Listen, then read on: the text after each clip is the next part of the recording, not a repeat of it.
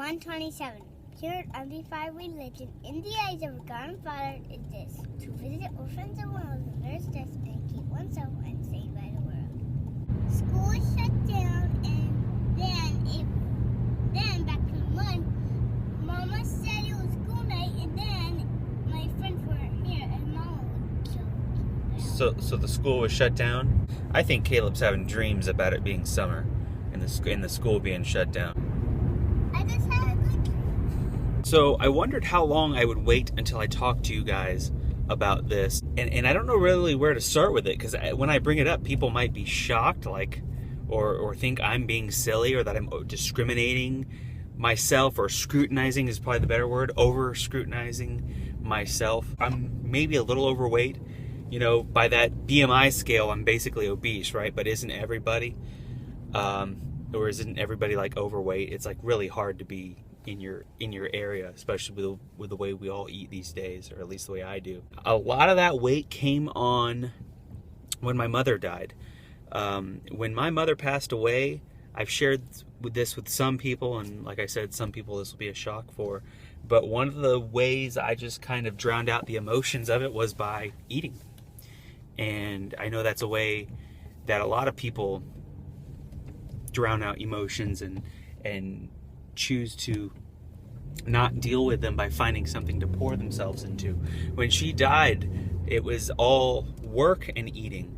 I poured myself into work. I had 5 or 6 jobs that I worked at that time, and part of it was out of necessity. We really, we had some struggles when I went without work back around that time in our life, but I certainly didn't need to eat the way I did out of necessity.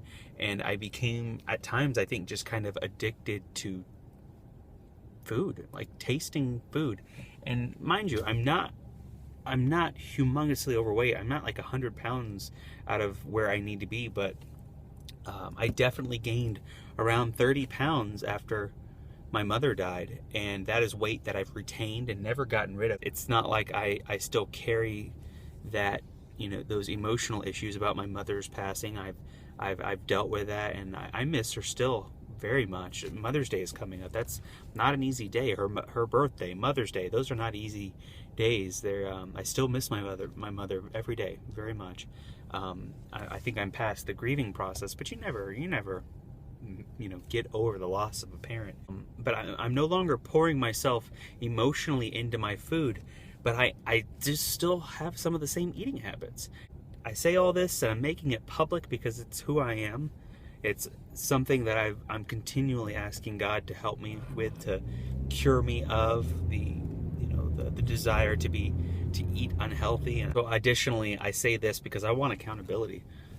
I do want to shed some of that weight. I want to be healthier. This isn't just about how I look, it's about how I feel. I get headaches all the time.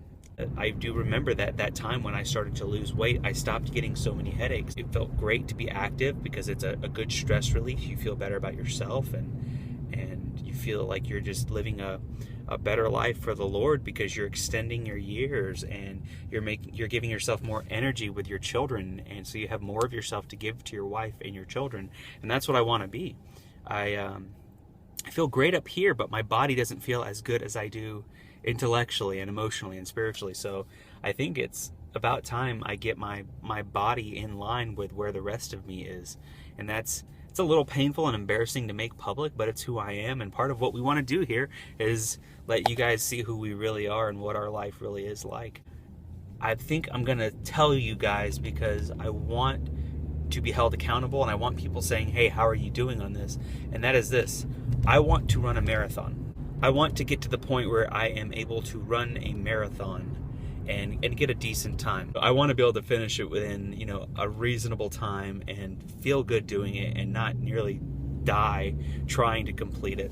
And I want accountability. I want to be held accountable for what I'm wanting to do here. I need accountability. I need people asking me, how's it doing? And maybe if you're listening to this and you're saying, man, that's me, my body is just not in line with the way the rest of me feels, and you want to band together and hold each other accountable, then I welcome that. I need that, and I'm sure you do too. Are you the type of person to go to a gym? Because I'm not. I'm not going for being like just this buff guy, and I'm a dad of 3 and eventually going to be a dad of 5. I just want to be healthy, and I want to live long to see my grandchildren. I want to be I want to be able to play outside with Caleb and not be winded like I am now, pretty easily, unfortunately.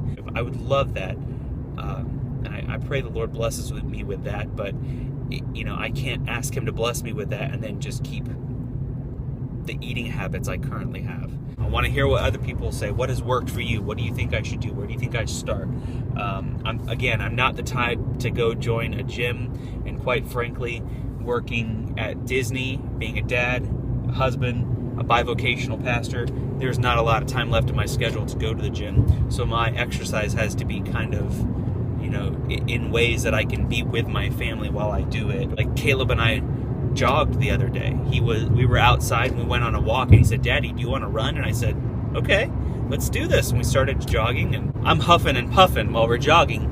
And he's just 4, but he's just talking like as if he was, sitting still, heart rate normal. So I want to be able to do things like that with my son and not feel like I'm the limiter, right?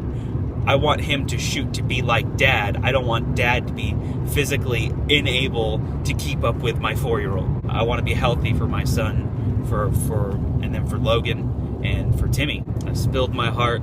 I'll keep you updated, and we'll see where it goes. Like I said, I'm serious about this, which is why I want to make it public.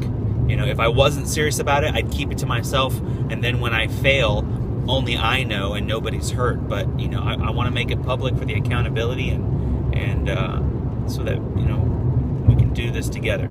So that's all for today. This video is a little heavier, I know, but thank you for watching. Be sure to go to YouTube and comment on our video and give us a thumbs up if you like what you see, or a thumbs down if you want to be that guy. And also please subscribe so you can get a notification every time we have a new video come out. We're trying to stay up with this and do a video. It'd be great if we could do it every day, but sometimes life is just either too boring to post because you really don't want to see us just sitting and watching TV, or we just the busyness of it, we just can't keep up with it. So we're going to try and never skip more than a day or two so that you guys can constantly know what's going on in our life. Tell your friends about it. Tell them to subscribe. And we will see you tomorrow. Or the next day. Or the next day at the absolute latest, I promise.